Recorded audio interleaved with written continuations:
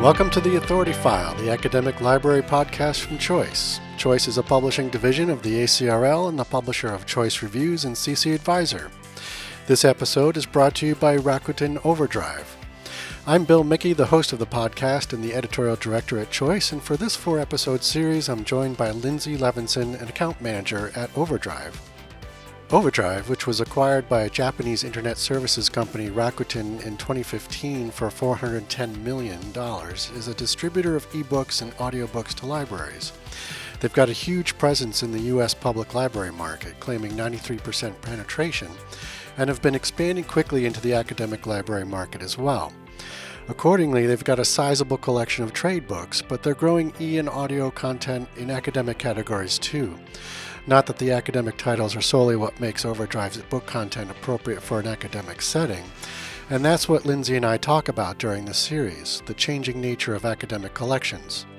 There are a wide variety of factors that are contributing to the evolution of a collection, but in the next 4 episodes, Lindsay and I talk about how and why ebooks are fitting into the contemporary academic library collection, how that's impacting collection development, and digital book lending models. In this first episode, Lindsay and I discuss OverDrive's perspective on the academic market.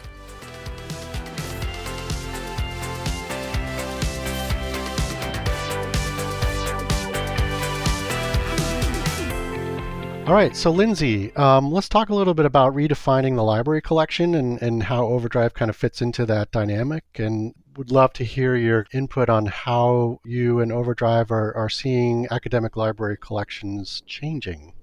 Sure, absolutely. So as academic libraries stay on here as partners year over year, their collection sizes increase. So they get much larger, they have much more collection dollars, and their collections, the breadth of their collections increases, and so do the circulation. So not only are they offering the popular content, but they're also diving deeper into purchasing academic content from university presses, supporting class curriculums and study guides. So collections are also being geared more towards a recommendation and patron demand-driven acquisition model, because sometimes it can be a shot in the dark with what to actually order, what students and faculty are going to actually check out. So the flexible models allow the library to add titles at no cost up front to kind of help that collection development process along. Sounds like you're talking specifically from like an ebook perspective, not the entire collection itself, but yeah, okay. So I think like way back in sort of prehistory, so to speak, there was a view of the library collection as the books on the shelves, and then along came the PDF, and it upended that definition. But it seems to me that the library collection these days is more even than just books and PDFs. And I'm wondering, again, if you can give us a little bit from your perspective, like what the contemporary library collection is beginning to look like and how you might define that. And that could mean, from OverDrive's perspective, like there might be a mix of trade and academic titles, or, where do you see that kind of going? Absolutely. So I think that a temporary library collection does include all types of content in all formats. So not only the trade, the academic, the popular content, and in all formats. So digital books and audiobooks are just one piece of the puzzle that fits into the library's larger, their vast collection. Being able to offer the popular ebooks and audiobooks is just, I see it as just an enhancement to that large collection. And what's so great about the evolution of the ebook, the formats and compatibility have come such a long way. So started with PDF, and now with EPUB, it's the industry standard. The EPUB, the ebooks are reflowable, optimized text for certain kinds of displays, and they also have the fixed layout content, and that's great for illustrated books, comics, graphic novels. And so EPUB also allows for things like the resizable fonts, page bookmarking, text search. And so ebook reading is now much more of an interactive and enjoyable experience as opposed to the original PDF ebook.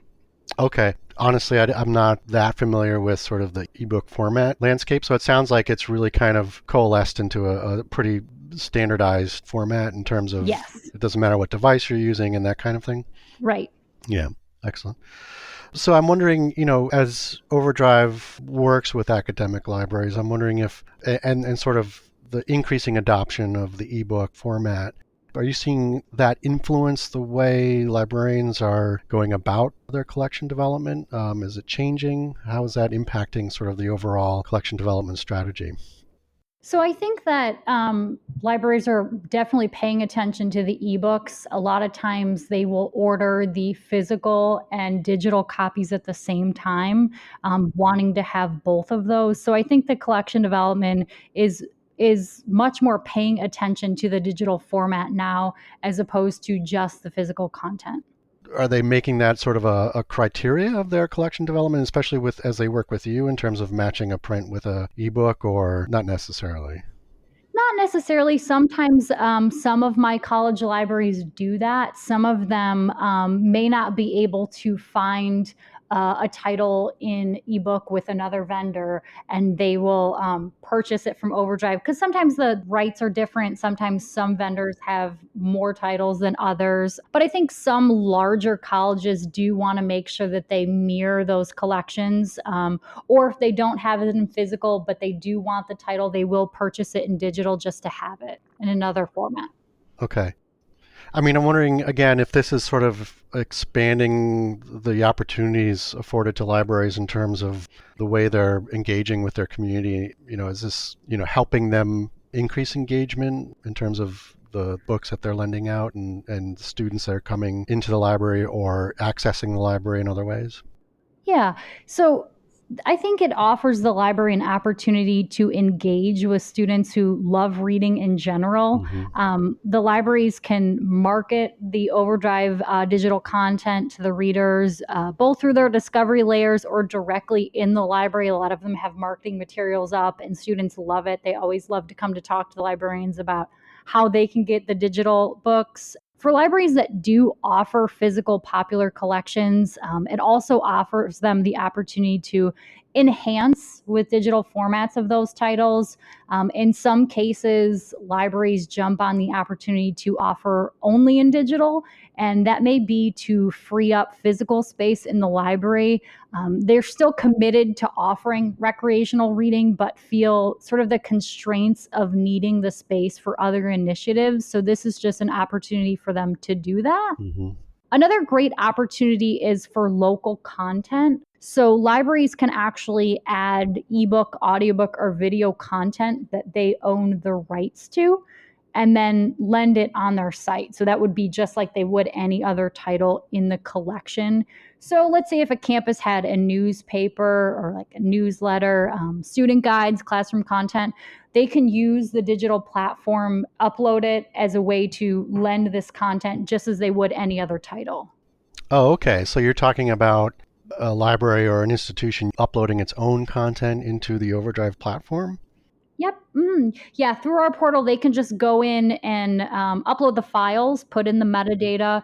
If it is an audiobook or a video title, we do have a team here that reviews those just to make sure that everything's okay with the file. Okay. And then they add it to their site. Mostly it's a default of 50 copies of that title, but it's not going to look any different from the user perspective. It's just like checking out a normal title. Okay. Now I'm wondering, as you have conversations with your academic partners around this particular functionality and service, I mean, are they asking you questions about that in relation to their institutional repository that they might already have that is essentially a database of a lot of this kind of content or the local research that their students and faculty are putting into that repository? I mean, is there ever any discussion around linking the platforms or a parallel kind of functionality between the two? Or Yeah, I haven't had any conversations about linking the two. I mm, do have a college that does upload a lot of their sort of local campus history. And they obviously have it in the physical format as well, but they also have digitized it. So it's pretty neat that they lend that, make it available for students. okay. And I'm wondering, I've neglected to ask this so far, but Lindsay, if you wouldn't mind maybe describing your role in terms of how you work with libraries and maybe some of the typical questions they have of OverDrive and your services and sort of how you act as a liaison between the two. Sure. So I am an account manager for all of the college libraries, and we have so many different types. It's so fun to work with not only really large universities, community colleges, I have religious schools, all types of colleges. And so I basically take them from signing on as a partner to getting their site live. So this is going to include anything from getting their site designed, helping them with collection development, recommending titles, researching their institution, kind of seeing what would fit best for them, and then setting up the authentication just so we can get that connection, doing testing and training, and then getting that site live and ready for campus students and faculty to actually check out. And then through the life of their partnership here, I'm always available to answer any questions that they have. I help them kind of as they get live and see how the reaction on campus, help with marketing. So I am their main point of contact, their main liaison here at OverDrive. Okay, excellent. I'm curious, I mean, as you work with different kinds of academic institutions and libraries, are they all unique, or do you see sort of common characteristics in terms of what they're looking for within certain institution types, say community colleges, for example? Yeah, I think community colleges are really interested in offering course material. They do a lot of study guides and career guides. They're particularly interested in those types of materials. But I think across the board, campuses are interested in doing popular content as well as supporting course materials. So they will dive into getting things like not only the New York Times bestsellers, of course, to offer those, but they look at a lot of pop, I would say, history and sociology, sort of hot button topics, biographies, things that are going on in the news and media, a lot of that stuff that is relevant and students can use as research examples. Oh, that's interesting. Do you find that collection development librarians are using your service in sort of a almost like a reactionary way in terms of, like, as you mentioned, as things happen in the world or current events wise, do you see upticks in certain kinds of ebooks being licensed or used? Yeah, definitely. So if something happens in the news or it's a really popular figure, Hmm. they usually jump on purchasing, whether it's a biography or a political event that is going on. They usually jump on that because, we get those titles really quickly from the publishers. They can order them pre-order Yep. and sort of build a buzz around that before the title is actually released. So we're talking kind of like a just-in-time service, basically. Sure. Yeah. Yeah. Oh, that's interesting. Okay. You just heard from OverDrive's Lindsay Levinsohn. This concludes the first of our four-part series on the changing nature of academic library collections. This episode was brought to you by Rakuten OverDrive. Be sure to join us for the next episode, where we'll talk about demonstrating a library's value through its collection, as well as how analytics are informing collection development and their impact on patron privacy. Find all of the episodes of The Authority File on your favorite podcast app or on our website, choice360.org. Just click on the librarianship dropdown. On choice360.org, you'll also find information on Choice's entire product platform, including Choice Reviews, CC Advisor, Choice webinars, resources for college libraries, our white papers, and a whole lot more. A great way to keep up with the Authority File is to join the Choice Authority File Facebook group, which you can access via the Choice Reviews Facebook page. As a member of the group, you can give us feedback, suggest podcast participants, chat with other listeners, and submit new topic ideas. Sponsorship and advertising for the Authority File podcast are handled by Choice's advertising manager, Pam Marino, and all of our episodes are produced by Choice's digital media specialist, Mark Dirks. Post-production duties for this episode were handled by Choice's editorial intern, Sabrina Kaufer. That's all for this week. Thanks for joining us.